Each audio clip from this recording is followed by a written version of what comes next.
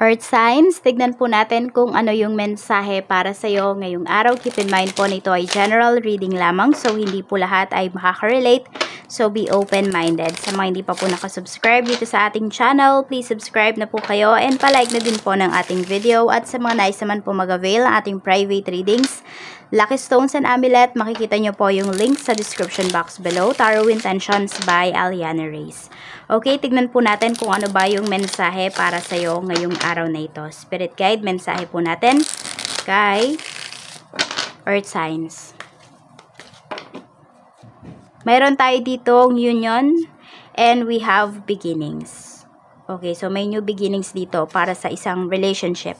So that doesn't mean naman na ito ay love relationship lamang. So pwedeng ayan po may manghihingi po sa inyo ng sorry. Pwedeng friends nyo ito, family members, ayan kung na-offend man kayo ng tao na to, or nilayuan nyo yung tao na ito. Ayan po, or pwede rin may magbabalik sa life ninyo. Ayan, pwedeng manghihingi talaga siya ng sorry, alam niya yung pagkakamali niya towards sa inyo. So, hindi naman siya nagbubulag-bulagan doon. Yun nga lang talaga, medyo nahihirapan siya siguro na kontakin ka because nagigilty siya. Because alam niya na may pagkakamali nga siya dito. So, nahihiya siya sa'yo. So, tignan natin.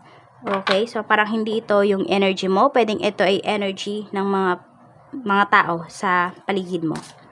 Tingnan natin. So, kamusta ba yung energy mo ngayon? So, we have Queen of Cups. Ayan. So, you feel talaga, mukhang meron dito nagpaparamdam sa'yo.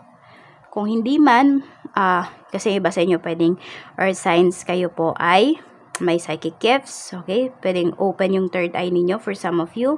Yung iba naman sa inyo, pwedeng, kung sino man yung tao na to na gusto mahingi ng sorry sa inyo is napapaginipan po ninyo. Ayan, so medyo some of you bothered kayo, but you are trying your best naman na parang hindi magpaabala ngayong araw na ito dito sa napaginipan ninyo or sa tao na gustong humingi sa inyo ng sorry ngayon. So, we have Page of Cups. Pagdating naman sa family, so ayan, pwedeng meron dito sa family naman ay sobrang harot ngayong araw na ito. Sobrang maligalig, ganun po, masaya. Or pwedeng may good news kayo na marireceive coming from someone na mas bata po sa inyo dito sa inyong family members. Knight of Pentacles, okay. So, pwedeng meron din dito, parang out of nowhere, may ibibigay sa iyo yung family members mo na ito. Okay, Knight of Pentacles. So, pwedeng ayan, kunwari, kailangan ng family mo ng funds, ganyan. Tapos, itong family member mo na to, may naiipon pala siya. So, parang, alam mo yung willing kayong magtulungan. Yun yung mafe-feel mo towards your family ngayong, ngayong araw. Tignan po natin, pagdating naman sa friends. Sa friends, we have the devil. So, medyo mag-ingat ka lang sa mga kaibigan mo. Kasi may mga kaibigan ka dito na parang dinadala ka sa tukso. Okay? Kahit ano man yan, so pwedeng may mga friends ka na pwedeng toxic na kaibigan, or meron dito, tara, punta tayo, tara, gala tayo, ganyan. So, parang wala siyang iniisip. Ang iniisip lang niya makapagsaya siya.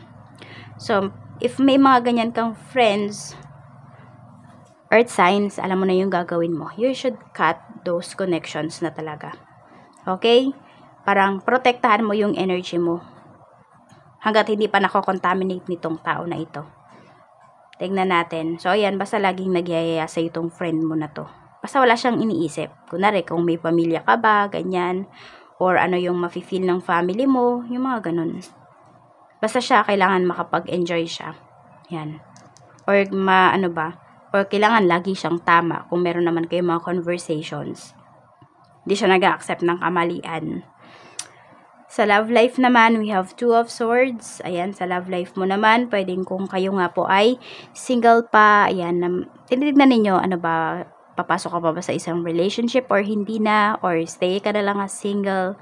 Tinitignan mo din, happy ka ba kahit single ka ngayon. So, ayan, meron po kayo mga parang pinagmumuni-munihan ngayon. At kung kayo naman po ay in a relationship at married, medyo nagdududa kayo dito sa nararamdaman ninyo or sa pinapa-feel sa inyo ng person po ninyo, ng asawa ninyo.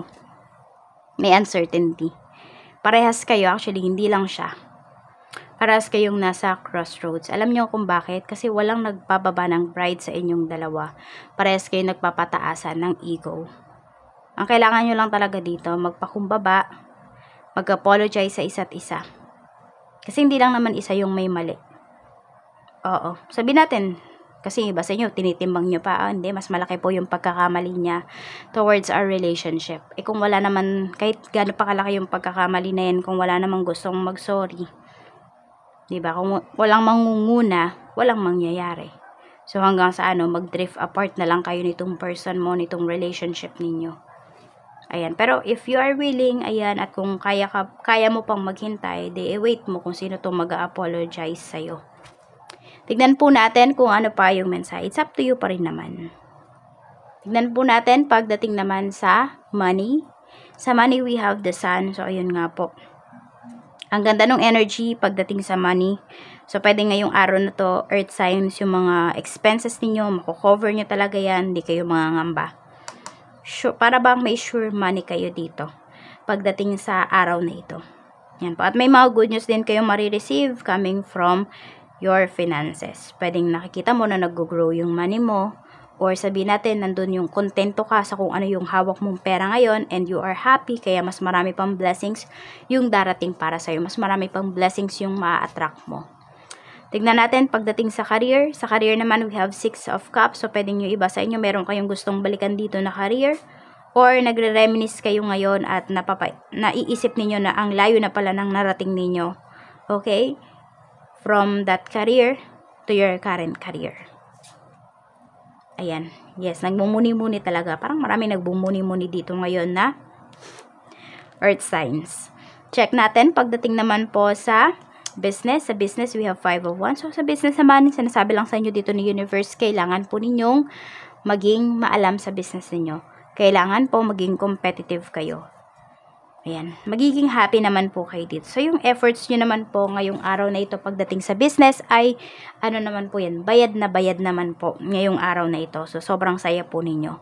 Sulit po yung pagod ninyo. So, di kayo manghihinayang pa na mag-effort talaga kasi alam ninyo na may babalik. Okay, alam niyo nakikita po kayo ngayong araw. Yes, punong-puno po. Sabi natin, sabi nga nila, yung parang puno yung salop ngayong araw na ito. So, kota po kayo ngayong araw. Check natin saan, ano ba yung mga negative or mga positive. Pero dumo tayo sa positive, we have King of Swords. So, ang positive dito, pwedeng mas ma-express ninyo ng maayos yung sarili ninyo. After ninyo makapagmuni-muni, ayan, maganda na ba yung mga sasabihin ninyo, yung mga lalabas po sa inyong bibig. Very straightforward kayo ngayon. Or pwede rin, baka may straightforward na tao dito na talagang pag kinausap kayo, wala nang paligoy-ligoy pa. So, magugustuhan nyo yung tao na to. I mean, matutuwa kayo sa tao na yon. At meron din dito, sobrang responsable. Ngayong araw, pwedeng ikaw yan, pwedeng ka-deal mo. Negative naman, pwedeng iba nga sa inyo kung iniisip ninyo, nasa third party kayo, pwedeng this card is a confirmation na nasa third party nga po kayo. Ayan. Oo. At meron din dito, isang tao na bakit to nagiging negative? Kasi mahilig sa party-party. Ayun nga, iwas kayo dito sa friend ninyo. Baka kasi nai-invite kayo. At maraming naaapektuhan dito sa pag-i-invite niya sa'yo. Pwedeng yung trabaho mo, yung family mo, nawawalan ka na ng time sa asawa mo, sa family mo, sa mga anak mo, or pwedeng asawa mo yan na siya yung ini-invite nitong friend niya na to. Kaya lang baka hindi niya maiwasan. Pangit naman kung ikaw yung kukontak doon sa kaibigan kasi iba yung magiging dating niyan sa asawa mo. Saan ka dapat mag-focus ngayon? We have the Tower. Ayan, sa mga bagay na nagbabago sa life mo. So, pwede kasi na hindi mo napapansin dahil masyado ko na-focus sa ibang bagay. Pero ito po, yung mga bagay na kailangan na din ng pagbabago sa life mo. Yung alam mo yung bagay na, or alam mo yung sitwasyon na hindi mo na siya talaga mapipigilan. Kailangan na talagang may mangyaring kakaiba or may kailangan ng mangyari na pagbabago. So, maging prepared ka po dito sa mga pangyayari na ito. So, we have number 15, number 16, 18, 45, 42, and number 2. Yan po yung inyong mga lucky numbers. Maraming salamat po, Earth Signs, and see you again on my next video. Bye-bye!